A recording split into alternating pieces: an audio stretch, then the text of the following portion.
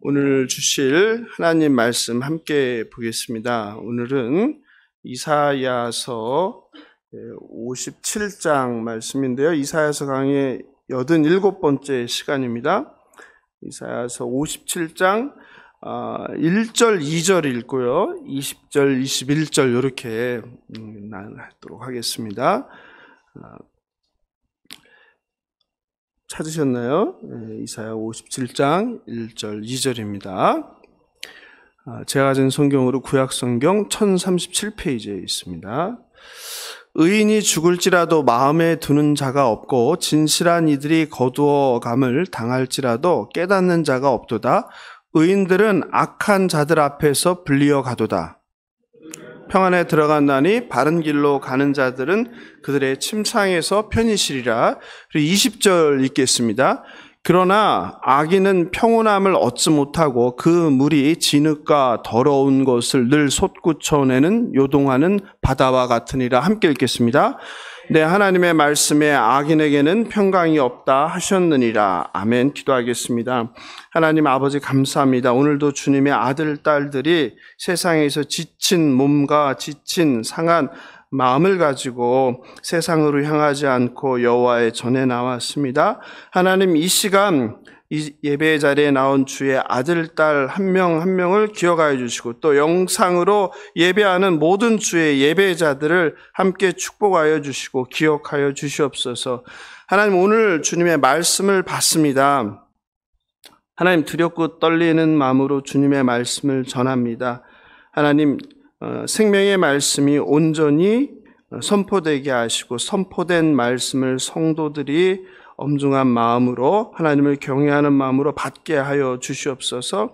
이 말씀이 선포되고 받는 자마다 육신의 질병, 마음의 질병이 치유되게 하시고 인생의 고난 가운데 새 힘을 얻게 하여 주시고 절망과 어둠과 슬픔에서 일어나 독수리 날개침처럼 날아오를 수 있는 능력을 허락하여 주시옵소서.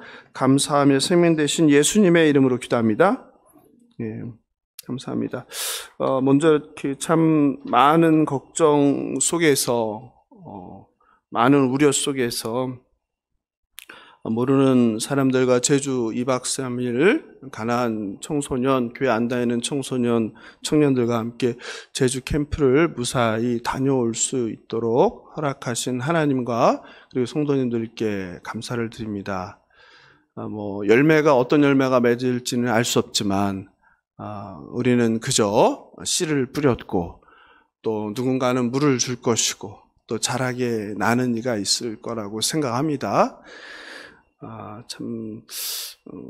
참 많은 분들이 걱정했는데 저도 사실 걱정되죠. 무슨 일이 일어날지 몰라서. 근데 참 아무 무탈하게 안전하게 또 모두가 감사와 기쁨 가운데 마칠 수 있었던 것은 전적인 하나님의 은혜가 아니었나 생각이 들어요.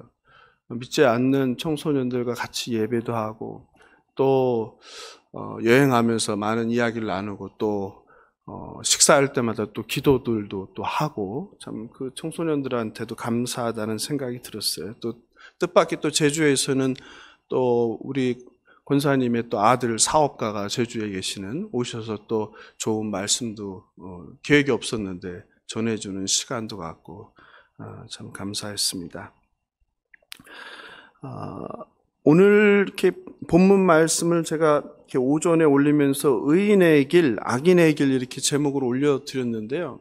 제가 설교를 다 쓰고 이제 몇 번 보고 또 6시 정도 돼서 이렇게 다시 한번 들여다보는데 이게 이렇게 하면 안 되겠더라고요. 그래서 또 급하게 또 다시 썼어요. 예. 그럴 때가 있어요. 이렇게 설교자로서 하나님 말씀을 이렇게 묵상하고 정리해서 주제를 잡고 이렇게 했는데, 그냥 다시 한번 이렇게 봤는데, 이게 잘못했었겠구나. 제가 잘못 적용했구나. 이럴 때가 있었어요. 근데 오늘이 그랬어요. 그래서, 큰일 날 뻔 했구나라는 생각과 함께, 이게 시간이 얼마 안 남았는데 어떻게 해야 되나 막 되게 당황스러웠습니다. 그래서 제목을 바꿨어요. 의인을 먼저 데려가신 하나님, 그죠? 예. 오늘 이사야 57장을 보니까 뭐 제가 이렇게 강해 설교를 하는데 오늘은 이제 가운데를 빼고 이제 1, 2절과 이제 뒷절을 보통 학자들은 대부분 이제 1, 2절을 이제 앞단락 56장에 이제 연결해서 해석을 많이 합니다. 그런데 저는 그냥 원래 장대로 57장 1, 2절과 그리고 가운데 장을 넘어가서 20절, 21절로 이렇게 하나님 말씀을 한번 이렇게 생각을 해봤습니다. 그렇게 보면은 이사야 57장은 1절에 의인에 관한 이야기로 시작을 해서 그리고 이제 마지막인 20절, 21절에서 이제 악인에 대한 이야기로 끝나는 구조가 되어 있어요. 그렇죠? 예, 굉장히 독특한데 1절을 우리가 다시 한번 읽어볼까요? 시작. 의인이 죽을지라도 마음에 드는 자가 없고 진실한 이들이 거두어감을 당할지라도 깨닫는 자가 없도다. 의인들은 악한 자들 앞에서 불리어 가도다. 그래서 뭐 형편이 되시는 분은 우리말 이제 개역 개정만 보지 마시고 영어가 되시는 분은 영어 성경도 보고 또 뭐 새번역 성경이 번역을 그나마 잘했으니까 새번역을 좀 보시면 좋겠고 또 뭐 좀 되면은 또 공동 번역도 오래되긴 했지만 그래도 굉장히 카톨릭 신학자들과 개신교 신학자들이 함께 모여 작업한 거라 공동 번역도 상당히 좀 잘한 편이에요. 그래서 이런 걸 좀 같이 보면 좋겠다라는 생각을 늘 하게 돼요. 왜냐하면 개역 개정이 번역이 좀 너무 잘못된 곳이 많다 보니까 1절을 딱 보고서 한번 어떤 생각이 드시나요? 처음에 이제 의인이 죽었다는 거죠. 그죠? 의인이 죽었는데 마음에 두는 자가 없다. 그러니까 신경 안 쓴다는 거예요. 신경 안 쓴다. 그 다음에 이제 진실한 이들이 나오는데 진실한 이들이 거두어 간다. 거두어 간다. 진실한 이들이 거두어 간다가 이게 또 무슨 말인가? 이렇게. 진실한 이들이 사라진다. 사라진다. 근데 깨닫는 자가 없다. 이 시예요. 이사야는 시인이라고 그랬죠. 외교관이고 정치인이고 귀족 출신이고 시인. 그러니까 이게 우리 성경은 이게 종이를 아끼려고 이거를 이제 평서문으로 썼는데 이제 좀 그 공동 번역이나 이런 걸 보면은 시로 이렇게 딱 대꾸를 맞춰서 이렇게 해놨어요. 그러면 훨씬 은율감이 느껴지고 뭐와 뭐가 이렇게 대꾸로 연결되는지 알죠, 그죠? 그러니까 의인이 죽는데 마음에 두는 자가 없고 의인과 이렇게 상응하는 게 뭐예요? 진실한 이들이죠. 진실한 이들이 죽는다란 거두어감이 같은 거겠죠, 그죠? 거두어감을 당할지라도 그리고 마음에 두는 자가 없다랑 깨닫는 자가 없다가 이렇게 연결되는 거죠. 그래서 이렇게 시로 이렇게 행을 나눠서 하면 훨씬 이해가 편하죠. 여기까지는 이렇게 문제가 없어요, 그죠? 근데 그 다음에 의인들은 악한 자들 앞에 불려가뒀다. 이건 무슨 말이에요? 의인들이 악한 자들 앞에 불려간다. 무슨 말입니까? 이거를 아무 생각 없이 그냥 읽다 보면요. 그러니까 악한 자들이 의인을 끌고 가는 거 이렇게 생각하기 쉬워. 그죠? 악한 자들 앞에 불려가다. 그냥 습관적으로 신경을 안 쓰고 읽으면. 즉 어떤 상황이냐면 악인들에 의해서 타락한 세상에서 악인들에 의해서 의인들이 뭐하는 상황? 핍박을 받는 상황. 이렇게 이제 해석을 하기가 쉽게 되는 해석이에요. 이 개역 개정이. 그래서 저도 이제 그렇게 좀 봤어요. 또 앞 문장이라 보면 또 그렇기도 하고. 그래서 이제 다시 한번 이렇게 살펴보니까 다른 성경들은 다르게 번역을 했단 말이에요. 그러니까 이 본문이 그런 뜻이 아니라는 거죠. 제가 지금 자막이 오늘 없어서 좀 그렇긴 한데 공동 번역으로 제가 한번 읽어드릴게요. 어떻게 하나 보세요. 올바른 사람이 망해도 아랑곳하지 않고 경건한 사람이 사라져도 눈 하나 깜빡하지 않는데 올바른 사람이 사라지는 것은 사실은 재앙을 벗어나 평화의 길로 가는 것이다. 이렇게 되어 있어요. 그러니까 1절에 의인들은 악한 자들 앞에서 불리어 간다라는 게 무슨 뜻이에요? 악인들이 의인을 잡아다 족친다, 압제한다, 핍박한다, 죽인다라는 뜻이 아니고 무슨 뜻이에요? 올바른 사람이 사라지는 것은 무엇 때문이다? 재앙을 벗어나 평화를 누리러 가는 것이다. 이 말이에요. 바꿔 말하면 누가 그렇게 한다는 거예요? 하나님께서. 맞아요. 그러니까 완전히 해석이 달라져 버리죠. 그러니까 하나님께서 어떻게 하신다는 거예요? 의인들을, 그러니까 본문에서 개역개정에서 앞에가 아니라 앞에서라고 했잖아요. 그러니까 악한 자들 앞에서 이렇게 하면은 이게 공간적 의미로 해석되니까 시간적 의미로 먼저라고 이렇게 해석을 하면 이런 헷갈리지 않죠, 그렇죠? 그러니까 하나님께서 의인들을 누구보다 악한 자들보다 먼저 데려가신다. 이 뜻이에요. 이게 완전히 달라지죠.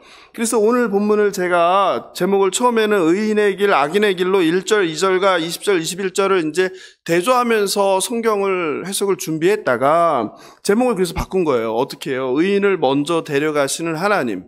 네. 이렇게 바꾼 거예요. 이해되시죠?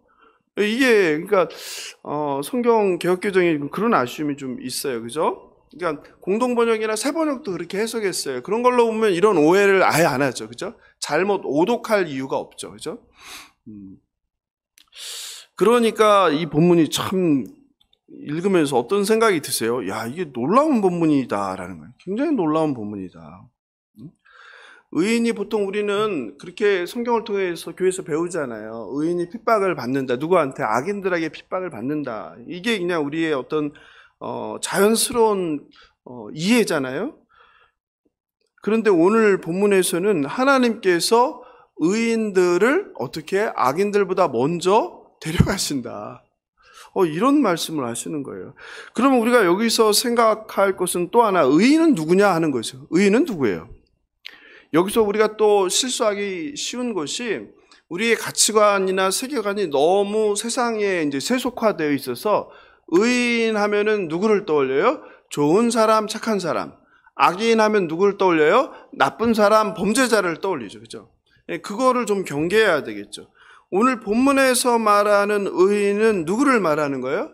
세상의 기준이나 사회법으로 판단했을 때 또는 도덕이나 윤리적으로 판단했을 때 좋은 사람이냐 나쁜 사람이냐, 법을 잘 지키는 사람이냐 법을 지키지 않는 사람이냐, 이런 판단 기준이 아니라 그 기준은 누구예요? 하나님 아버지죠. 하나님 아버지. 그러니까 하나님 아버지와의 관계가 올바른 사람, 이 사람이 의인이고, 하나님과 상관없이 사는 사람이 누가 되는 거예요? 누가 돼요? 불의한 자가 되는 거죠. 악인이 되는 거죠. 이해하시죠? 그러니까 의인과 악인의 어떤 기준이라는 것도 정확하게 이해를 해야 되는 거죠. 의인은 하나님과 바른 관계에 있어요. 그러면 하나님과 바른 관계에 있는 사람은 무엇이 뒤따라오죠? 그 사람의 말과 삶이 뒤따라오는 거죠. 바꿔 말하면 의인은 하나님과의 올바른 관계 속에서 하나님의 뜻대로 살아가는 사람. 그럼 하나님의 뜻대로 살아가는 사람은 제가 어떤 사람이라고 그랬어요? 하나님의 공의와 정의의 삶을 살아내는 사람, 하나님의 화평케 하는 삶을 살아내는 사람, 생명을 존중하는 사람, 그리고 그리스도의 사랑을 실천하는 사람, 이게 하나님을 닮은 자의 삶이잖아요. 그러니까 여기서 말하는 의인은 어떤 삶을 사는 거예요? 하나님의 정의와 공의, 사랑, 그리고 화평케 하는, 생명을 존중하며 그리고 하나님을 사랑하고 이웃을 사랑하는 삶을 살아내는 자, 이렇게 우리가 좀 길게 정의할 수 있겠죠. 그죠? 이게 의인이죠. 즉 그걸 짧게 말하면 뭐겠어요? 하나님 말씀에 순종하는 삶을 살아내는 사람이 바로 의인이다, 이렇게 되겠죠. 그죠? 이해되시죠? 그런 의인이 어떻게 되는 거예요? 죽는 거예요. 의인이 죽는 거예요. 그죠? 그런데 사람들이 의인이 죽는데 별로 신경을 안 쓰는 거예요. 인식하지 못하는 거예요. 인식하지 못하니 그런가 보다 하는 거예요. 그런가 보다. 그죠? 그 다음에 우리가 또 살펴볼 게, 의인을 봤으니까 그 다음엔 진실한 이들은 누구예요? 진실한 이들. 이사야 선지자는 특별하게 의인과 진실한 이들을 이렇게 나눴었단 말이에요. 진실한 이들은 누구예요? 히브리어로 이게 안세 헤세드라고. 헤세드는 사랑이잖아요. 안세 헤세드. 이거는 변함없는 사랑의 사람들이란 뜻이에요. 변함없는 사랑의 사람들. 그러니까 우리가 딱 봤을 땐 진실한 사람들이니까 뭐 거짓말하는 사람, 거짓말 안 하는 사람들 이렇게 해석하기 쉽잖아요. 근데 원래 히브리어로는 변함없는 사랑의 사람들, 이런 의미가 좀 다르죠. 바꿔 말하면 뭐예요? 하나님의 변치 않는 사랑을 받는 사람들. 마찬가지로 누구예요? 하나님의 그 자녀됨의 관계가 올바른 사람들이죠. 동시에 이 사람들은 하나님의 변치 않는 사랑을 받을 뿐만 아니라 동시에 뭐 하는 사람이에요? 그 받은 하나님의 사랑을 어디에? 세상에, 이웃들에게 실천하는 사람들, 이런 뜻이죠. 그런데 이 진실한 사람들, 하나님의 변치 않는 사랑을 받는 사람들이 사라지고 있는 거예요. 그런데 또 사람들이 뭐 하고 있어요? 깨닫지 못하고 있는 거예요. 의인이 죽는데 사람들이 신경을 안 쓰고 있어요. 하나님의 그 진실한 사람들이 사라지는데 사람들이 신경을 안 쓰고 있는 이런 상황을 지금 이야기하고 있는 거예요. 엘리 위젤이라고 들어보셨죠? 엘리 위젤은 그 루마니아 출신 유대인으로 15세에 그 아우슈비츠 수용소에 끌려갔어요. 그리고 그 수용소에서 일어나는 그 유대인 학살의 현장을 이제 목격하고 그 속에서 사람들이 어떻게 반응하고 그 죽음 앞에서 사람들이 어떻게 변화되어 가는지를 책으로 썼어요. 그게 나이트라는 책인데요. 그 나이트라는 책으로 노벨 평화상을 1986년에 타게 됩니다. 근데 그 책에 보면 이런 구절이 나와 있어요. 한번 들어보세요. 여호와를 충성되게 섬기는 자들은 실제로 박해를 받고 있었고 심지어 지도새도 모르게 사라지고 있었다. 오늘 본문과 관련되는 거죠. 그죠? 여호와를 충실하게 섬기는 사람들, 어떤 사람들이에요? 의인들이죠. 의인들. 또 어떤 사람들이에요? 오늘 본문 표현으로는 진실한 이들이죠. 이 사람들이 죽어가고 있다, 그리고 사라지고 있다, 이야기를 하죠. 그런데 사람들은 모르고 있다. 그렇습니다. 하나님을 경외하고 순종한 의인들이 그렇게 먼저 사라집니다. 실제로 기독교 2000년 역사는 핍박의 상황에서 예수를 부인하지 않고 순교를 선택한 수많은 의인들의 역사이고 기독교의 확장이다라고 우리가 말할 수 있습니다. 죽음을 당한 의인들과 사라진 이 진실한 사람들은 어떻게 될까요? 그것을 이야기하는 게 바로 2절이죠. 2절을 같이 읽어볼까요? 시작. 그들은 평안에 들어갔나니 바른 길로 가는 자들은 그들의 침상에서 편히쉬라. 우리 하나님은 우주를 창조하셨어요. 그리고 지금 이 시간에도 하나님은 우주를 통치하세요.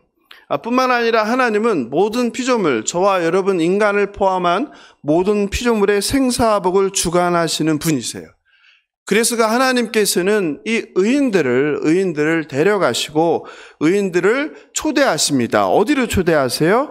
평안이라고 하죠. 평안. 평강의 길로 초대하시는 거예요. 성도 여러분, 여기에 우리의 소망이 있는 거죠. 그런 점에서 신자는, 성도는 얼마나 오래 살았느냐로 평가되지 않아요. 마찬가지로 신자의 삶에 대한 평가는 이 땅에서 얼마나 높은 자리에 올라갔는지, 또 얼마나 많은 것을 소유했는지, 또 얼마나 많은 영향력을 발휘했는지로 평가되지 않습니다. 또 얼마나 많은 것을 남겼느냐로 평가되는 것이 아니에요. 신자의 삶은 죽음 이후에 평안한 하나님의 나라에 들어갔느냐, 들어가지 못했느냐, 그걸로 평가될 뿐이에요. 의인은 이 땅에서 모두가 바라고 부러워하는 삶을 누릴 수도 있습니다. 그러나 의인은 그렇지 못할 수도 있는 거예요. 심지어는 땅에서 죽어서도 오랫동안 불명예와 수치를 당하는 게 의인이에요. 그게 이사야 53장 9절이었죠. 한번 가까우니까 가서 볼까요? 이사야 53장 9절. 주일 설교 때 했던 거죠. 그죠? 53장 9절.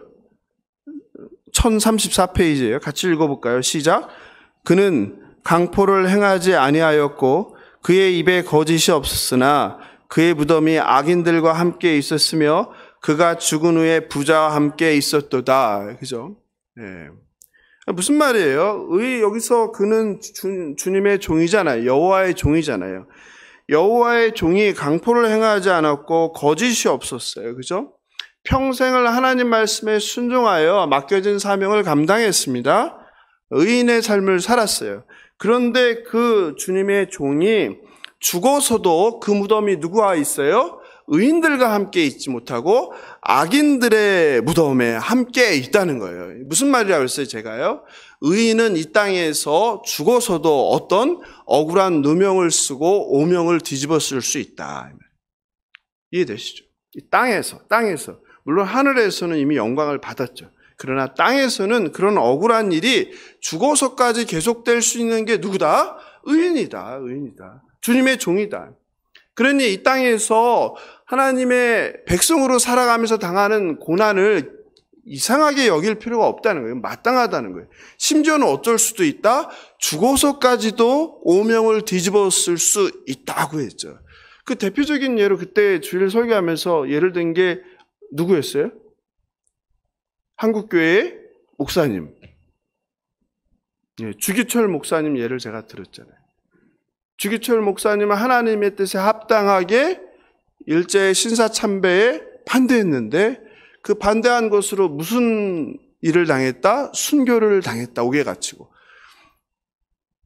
그러면 순교를 당했으면 그 후로는 영광을 이 땅에서 받아야 되는데 아주 오랜 시간 동안 어떤 누명을 썼다? 목사 박탈, 목사 면직되어서 불명예스러운 상태로 남아 있었다. 주기철 목사님이 복권된 게 불과 얼마 안 됐다. 말씀드렸잖아요. 그죠? 이게 여호와의 종, 하나님의 백성의 삶이라는 거죠. 그죠? 사랑하는 성도 여러분, 하나님께서는 의인을 악인보다 먼저 평강의 길로 인도하심을 믿으시기 바랍니다. 시편 37편 39절 40절 제가 읽어드리겠습니다. 의인들의 구원은 여호와로부터 오나니 그는 환난 때에 그들의 요새이시로다. 여호와께서 그들을 도와 건지시되 악인들에게서 건져 구원하심은 그를 의지한 까닭이로다. 불의한 세상, 죄악으로 가득한 세상, 하나님의 공의가 사라진 세상에서 의인들은 고난을 당합니다. 어떤 학생이 그 수련회 가서 그 질문을 하더라고요.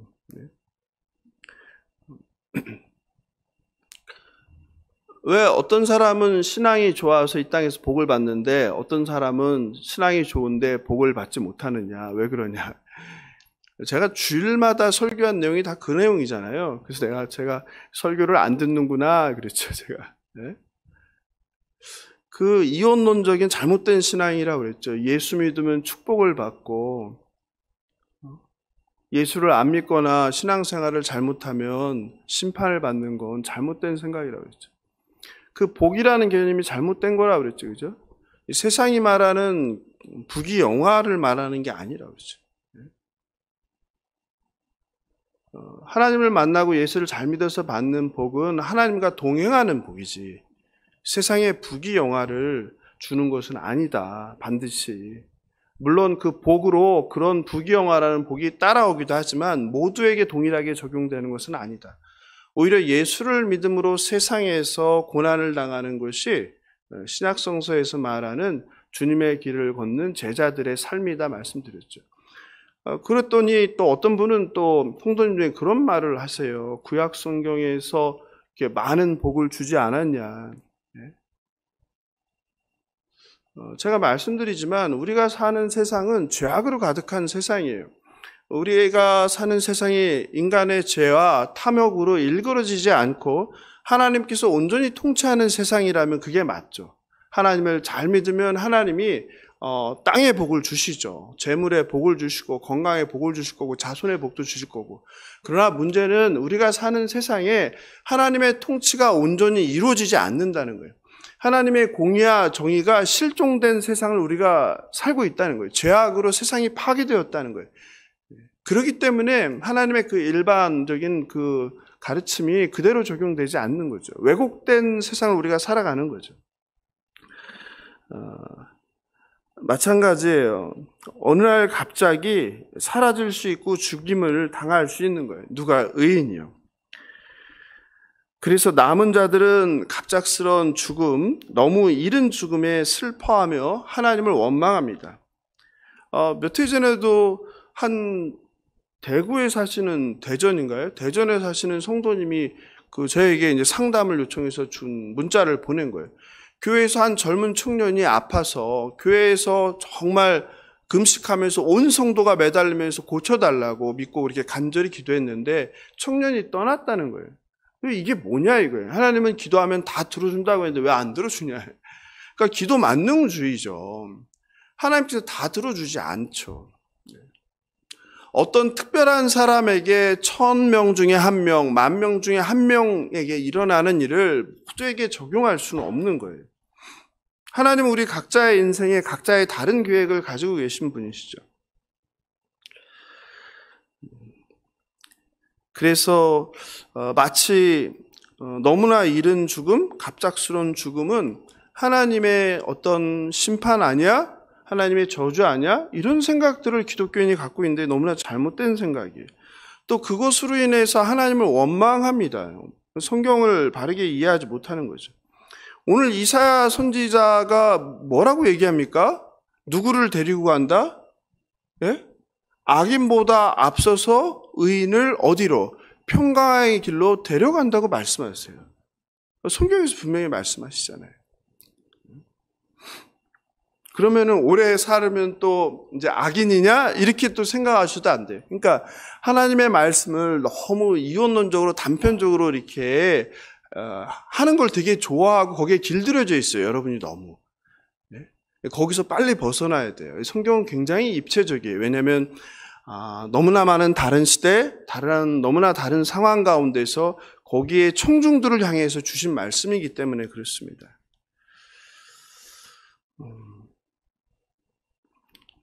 오늘 이사야 선지자께서 하나님께서 의인을 건져서 그의 침상에서 평강을 누리게 한다는 이 말씀을 받으시기 바랍니다. 그러므로 혹시 내 사랑하는 가족 또는 친척, 친구, 내가 또는 사랑하는 지인 가운데 너무나 이런 죽음을 당한 경우가 있다면 여러분의 잘못된 생각을 교정하시기 바랍니다. 성경은 이거에 대해서도 말씀하셨어요. 의인을 악인보다 앞서서 데려가신다.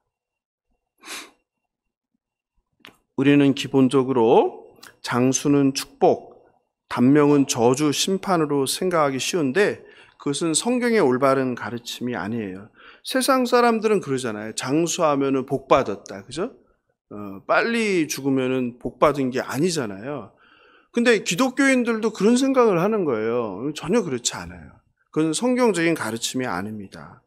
하나님께서 생사복을 가지고 계시고 하나님께서 각자의 인생에 허락된 삶이 있는 거예요. 그 삶에 따라서 움직이는 거예요. 그거는 우리의 어떤 믿음이나 우리의 신앙과 상관이 없는 거예요. 그래서 꼭 성경의 말씀을 잘 이해하시기 바랍니다. 실제로 그 성경 말씀에 또 다른 본문이 있죠. 이런 게 남유다의 선왕이고 종교개혁을 해서 가장 존경받은 왕이 또 누구죠? 요시야 왕이죠. 요시야 왕에 대해서도 하나님께서 말씀하셨죠. 열왕기하 22장 19절 20절입니다. 중요한 본문이니까 한번 같이 찾아볼까요? 열왕기하, 이 본문 잘 알아두십시오. 이게 설교를 잘 안 하는 본문인데 열왕기하 22장 19절 20절이에요. 제가 가진 성경으로 600페이지에 있네요. 구약성서. 22장 19절 20절 601페이지. 찾으시면 같이 한번 읽어보겠습니다. 시작.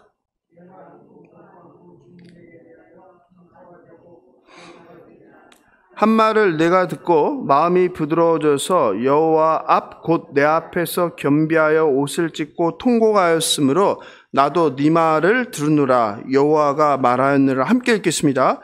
그러므로 보라, 내가 너로 너의 조상들에게 돌아가서 평안히 묘실로 들어가게 하리니 내가 이곳에 내리는 모든 재앙을 내 눈이 보지 못하리라 하셨느니라 하니 사자들이 왕에게 보고하니라. 여러분 놀랍지 않아요? 얘기하잖아요. 누구한테 준 말이에요? 이게 요시야 왕에게 준 말이에요. 하나님께서 누구를 통해서요?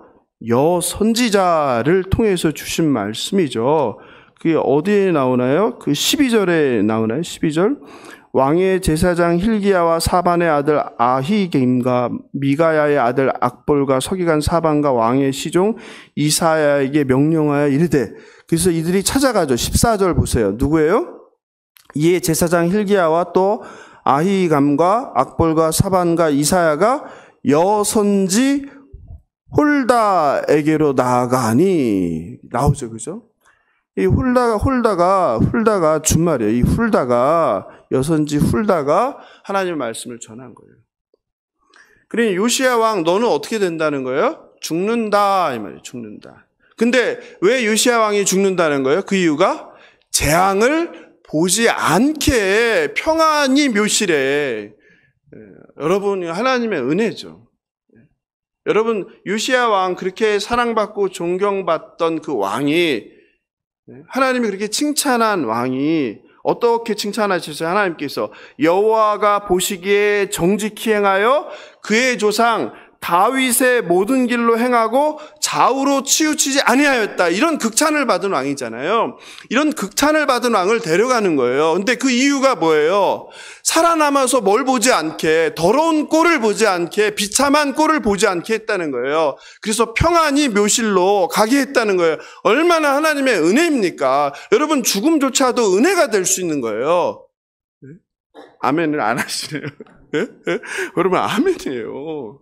하나님이 이런 분이세요. 앞으로 남유다에서 일어날 그 비극, 그래서 여러분 생각해 보세요. 내가 왕이었는데 내 나라가 박살이 나고 망하고 내 나라 백성들이, 내 가족들이, 내 친척들이, 내 백성들이 비참하게 죽어나가는 꼴을 보는 게 얼마나 고통스러운 거예요. 그 재앙을 보지 않게 데려갔다는 거예요. 여러분, 성경이 이렇게 말하고 있잖아요. 놀랍지 않아요? 놀라운 일이에요. 바울도 이야기하죠. 고난 가운데 고린도전서 10장 13절에서 하나님께서는 우리에게 시험을 주시는데 어떤 시험만 주신다? 감당할 시험만 주신다. 근데 내가 감당하지 못하면 어떻게 한다? 피할 길을 주신다. 이제 피할 길을 주신다. 또 데살로니가전서 4장 13절에서는 이야기하죠. 형제들아, 자는 자들에 관하여는 너희가 알지 못함을 우리가 원하지 아니하노니 이는 소망 없는 다른 이와 같이 슬퍼하지 않게. 즉 예수 안에서 자지 않는 자, 예수를 모르는 자들은 죽음에 대해서 무조건 뭐 해야 돼요? 그냥 절망이에요. 슬픔이에요. 고통이에요. 다른 대안이 없는 거예요. 그런데 예수 안에 있는 자, 데살로니가 교회 공동체에게는 뭐라고 얘기하는 거예요? 너희들은 예수를 믿지 않느냐? 근데 왜 계속 슬퍼하느냐? 이 말이에요. 너희에게는 뭐가 있다는 거예요? 소망이 있다는 거죠. 어떤 소망이에요? 어제 제자훈련 시간에 했잖아요. 어떤 소망이에요? 부활 소망이라는 거예요. 부활 소망. 우리가 부활한다는 거예요. 그걸 알지 않느냐? 그런데 왜 계속 슬퍼하느냐? 이 말이에요. 이 땅보다 더 좋은 곳으로 갔는데 왜 슬퍼하느냐? 거기에는 눈물도 없고 슬픔도 없고 고통도 없다고 했는데 이 땅에는 슬픔이 있고 고통이 있고 아픔이 있고 땀이 있고 눈물이 있는데 왜 더 좋은 곳에 갔는데 왜 소망 없는 다른 이와 같이 슬퍼하느냐? 고만 슬퍼하라. 그러면서 이러한 말로 서로 위로하라 이 말이죠. 이해되시죠? 교회는 예수 소망, 부활 소망을 가졌기에 성도의 죽음에 대해 또는 사랑하는 사람의 죽음에 대해 계속 슬퍼하지 말라는 거예요. 부활 소망으로 서로 위로하라는 거예요. 의인을 먼저 데려가심이 결코 우리가 잘못 아는 것처럼 하나님의 심판이나 저주가 아니라는 거예요. 오히려 의인을 먼저 데려가시면 뭐예요? 그 하나님의 자녀에게 맡겨준 사명이 뭐했다? 끝났다. 완성했다는 거예요. 예수님도 몇 살에 돌아가셨어요? 예? 예수님도 일찍 돌아가셨죠. 예? 예수님의 제자들은 오래 살았어요? 다 십자가에 처형당했잖아요. 한 사람만 오래 살았죠. 누구예요? 사도 요한이죠. 사도 요한은 왜 오래 살았어요? 계시록을 써야 되니까. 맡겨진 사명이 있는 거 아니에요? 7교회에 보내는 편지가. 여러분. 이제 그러니까 죽음이 좀 이해가 되세요? 그러니까 죽음에 대해서도 이렇게 함부로 얘기하시면 안 되겠죠. 그죠? 오늘 본문을 보고 나니까 악인을 심판하시고 의인을 건져 평안의 길로 구원하시는 그 신실하신 하나님, 또 자녀를 사랑하시는 하나님, 그 하나님을 신뢰하는 저와 여러분 되길 주님의 이름으로 축원합니다. 반면에 악인들은 어떻게 될까요? 불의한 세상에서 악인들은 잘 나가죠. 여기서도 마찬가지 악인들은 누구예요? 그냥 세상에서 나쁜 짓 하는 사람이라기보다는 하나님을 경외하지 않고 우상을 숭배하는 자들이죠. 그러니까 보면은 이사야서 57장 1, 2절 다음에 계속 우상 숭배 얘기가 나오잖아요. 그리고서 이제 결론으로 악인이 나오잖아요. 그러니까 그런 자들을 의미하는 거죠. 악인들은 세상에서 편법, 불법을 동원하죠. 자신의 목적을 이루기 위해서는 수단과 방법을 가리지 않는다.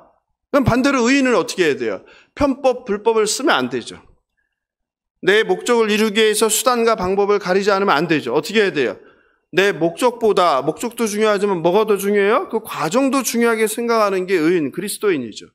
그래서 수단과 방법을 가려서 해야 되겠죠. 어떤 것만, 옳은 것만, 하나님 기뻐하는 방법만 해야죠. 내 어떤 목적이나 이익을 추구하기 위해서 수단과 방법을 가리지 않는 건 그건 악인의 길인 거죠. 경계의 규칙과 과정을 무시하죠, 악인은. 그러나 그리스도인은, 의인은 경계의 규칙과 그리고 과정을 중시하는 거예요. 3절, 5절에 보면은 그 악인들을 묘사하죠. 3절에서 뭐라고 합니까? 무당의 자식, 간음자, 음녀의 자식들아. 4절은 뭐라고 합니까? 폐역의 자식, 거진의 후손. 그죠? 5절은 절정이에요. 그죠? 뭐예요? 상수리 나무, 푸른 나무는 다 뭐 하는 장소예요? 우상 숭배의 장소. 그죠? 우리 한국으로 하면은 그 동네마다 큰 무슨 성황당 나무에 성황당 큰 나무들 있잖아요. 그런 나무들.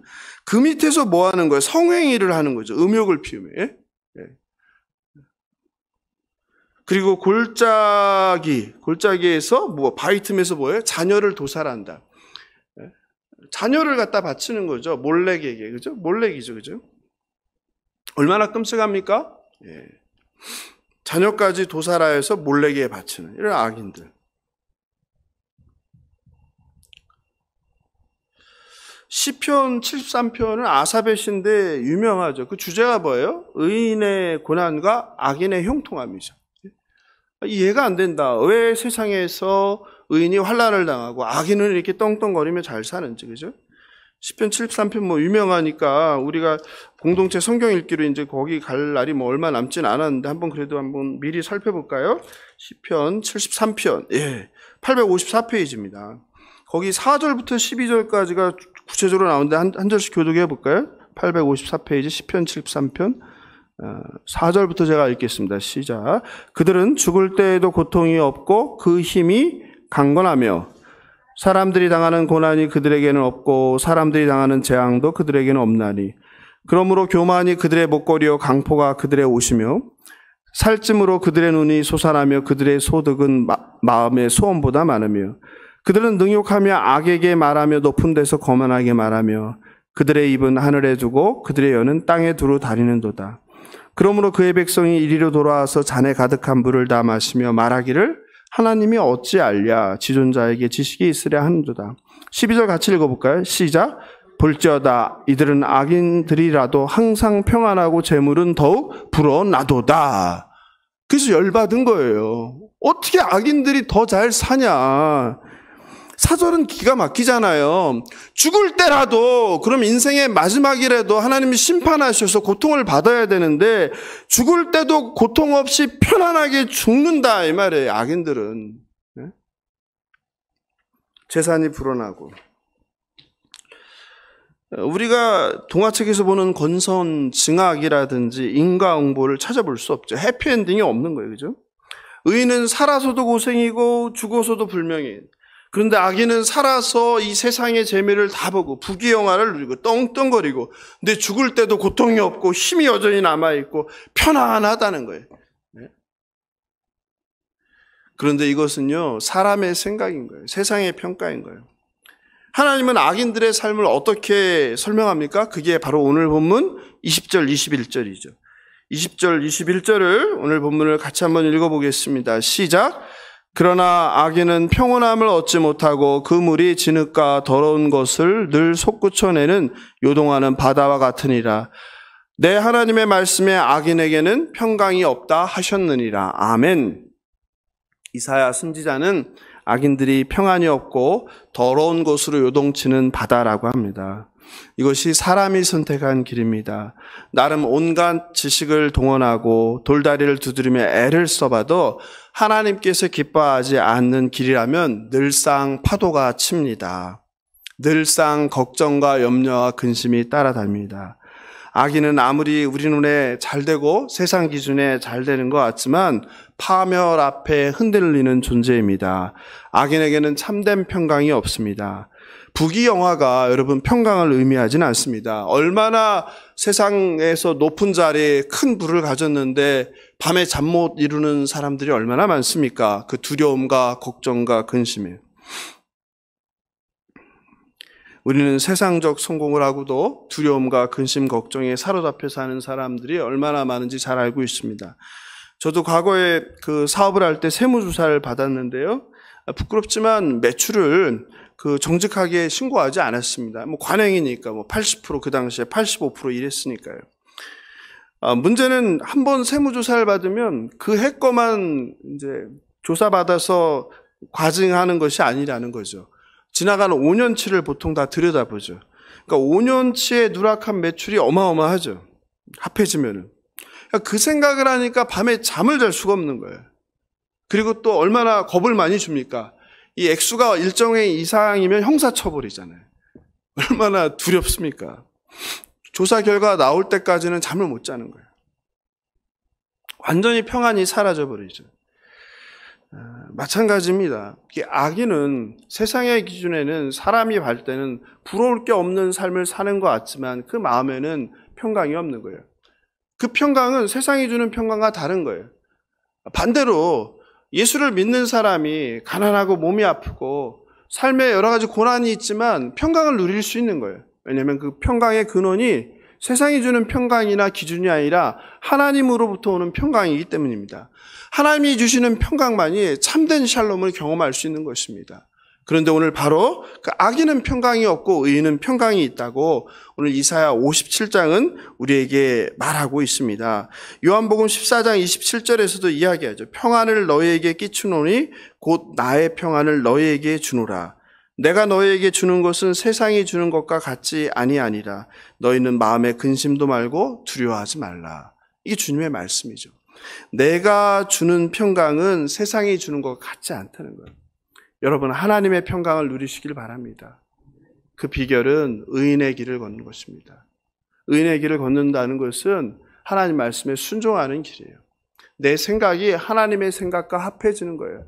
내가 거룩하니 너희도 거룩하라는 거 한 말씀에 순종하는 것, 거룩의 삶을 추구하는 것, 그것이 참된 평강을 이 땅 가운데서, 타락한 세상 가운데서, 오염된 세상 가운데서, 하나님의 공의와 정의가 땅에 떨어진 세상 가운데서 내가 하나님의 샬롬을 누릴 수 있는 유일한 길임을 믿으시기 바랍니다.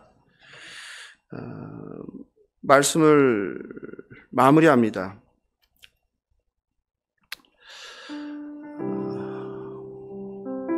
이 땅에서 삶이라는 것은 우리가 받은 그 영원한 선물, 영생이라는 시간 속에서 찰나라고 하잖아요. 이 불교 용어인데 찰나는 1초도 안 되는 시간이에요. 15분의 1초가 찰나예요. 한자로.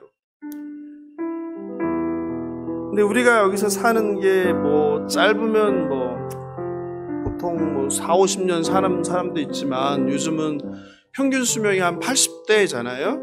오래 살면 100살이 넘습니다. 그런데 우리가 받은 그 영생이란 긴 시간, 영원한 시간에 비하면 100년이라는 시간조차도 찰나에 불과한 거예요. 쉽게 얘기해서 우리가 365일이라고 해보자고요, 영생을. 그런데 이 땅에서의 삶은 하루라고 생각을 해봐요. 우리에게는 두 가지 선택권이 있는 거예요.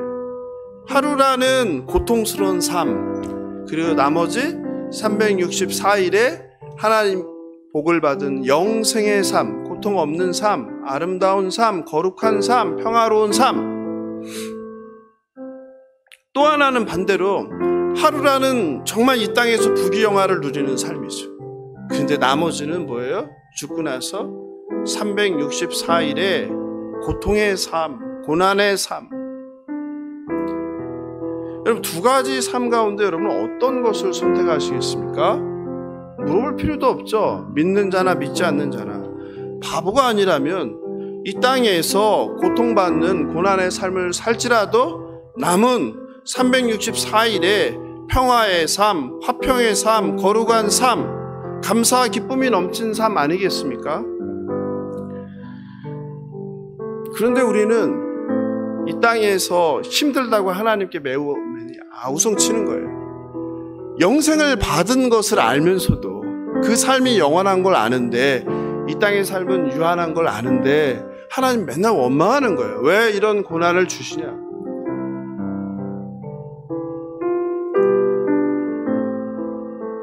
그리고 악인의 형통을 부러워하는 거예요.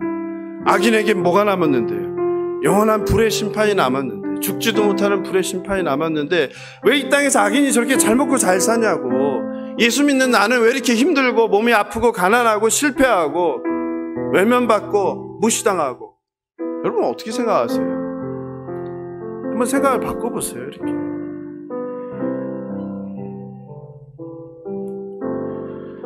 그렇게 바꿔보면 악인의 형통을 부러워할 일이 없습니다. 오히려 하나님께 감사하며 그 장차 임할 그 영광을 바라보면 이 땅에서 내가 힘들고 어렵지만 그래도 견뎌낼 수 있는 소망이 생기는 거라고 저는 믿습니다.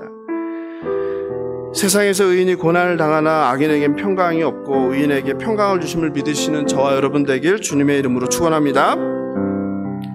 수단의 슈바이처 이태석 신부님에 대해서 들어보셨죠? 울지마 톤즈라는 영화로 많은 이들에게 감동을 주었습니다. 이태석 신부는 의사의 길을 접고 2001년 신부가 되었고 아프리카 수단 남부의 톤즈라는 마을에서 사람들을 돕기 시작했습니다. 그곳에서 신부님은 총과 칼을 들고 노는 아이들에게 악기를 가르쳐 서로 화합하고 즐겁게 사는 법을 알게 하고 학교를 지어 아이들을 가르쳤습니다. 그리고 사람들이 외면하는 한센병 환자를 돌보며 유일한 의사로 활동했어요. 그러나 안타깝게도 신부님은 2010년 49살의 젊은 나이로 대장암으로 세상을 떠났습니다. 너무 이른 죽음이었어요. 얼마 전에 교회를 안 다니시는 분이 저에게 전화를 주셨더라고요. 그러면서 이 신부님 얘기를 하는 거예요. 강 목사, 이 신부님 알지 않냐? 얼마나 어리석은 죽음이냐. 건강관리를 잘해서 오래 살았으면 얼마나 많은 일을 하고 얼마나 많은 영향력을 끼쳤느냐. 근데 일찍 죽어서 이게 뭐냐. 그러니 강 목사도 몸을 아껴라, 살살하라. 강 목사가 죽으면 성도들이 얼마나 슬퍼하겠느냐. 이 얘기를 하시는 거예요. 그러니까 무리하지 말고 살살하라고. 그냥 믿는 사람 같았으면 제가 한마디 했을 텐데 믿지 않는 분이라 네 알겠습니다 하고 말았어요. 저는 반대로 생각하거든요. 이태석 신부가 그 젊은 나이에 빨리 죽었지만 자신의 마음과 몸과 건강과 모든 사랑을 아낌없이 그 아프리카의 가난한 아무도 관심 없는 환자들과 아이들에게 쏟았기에 열매가 맺혔다. 적당히 가르치고 적당히 돌보고 적당히 몸을 아껴보면서 하고 싶은 거 하면서 그렇게 사역을 했으면 열매가 맺혔을까? 오래 살 수 있었을지 모르죠. 주님은 알의 밀알이 땅에 떨어져 썩어야 열매를 맺는다고 했어요. 죽어야 사람을 살릴 수 있는 거예요.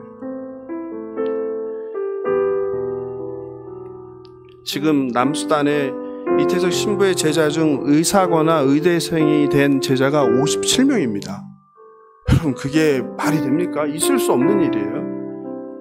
왜냐하면 이태석 신부가 사역을 한 그 톤즈라는 마을은 아주 작은, 그 나라에서 작은 시골 마을이에요. 도시도 아니란 말이에요. 그 가난한 시골, 아무것도 없는 그 시골에서 57명의 의사가 나왔다는 거예요. 그뿐만 아니라 공무원, 대통령실 경호원, 언론인까지 하면 70명의 제자들. 더 중요한 것은요, 요즘 대한민국은 서울대를 포기하고 의대를 가잖아요. 왜요? 돈이 되니까, 명예가 되니까, 평안한 삶, 보장된 삶이 있으니까. 서울대를 나와도 삶이 보장이 안 되는 불안한 시대 가운데 의사가 되면 모든 것이 보장이 되니까. 즉 뭐예요? 안락한 삶, 돈을 위해서 가는 거죠. 내가 의사로서의 소명의식을 가지고 가난한 환자, 아픈 환자를 고쳐서 도와줘야 되겠다는 그 소명의식이 아니라 돈 때문이죠. 풍요로운 삶 때문이죠. 얼마나 비극입니까? 그런데 이태석 신부의 그 제자들이 이렇게 얘기해요.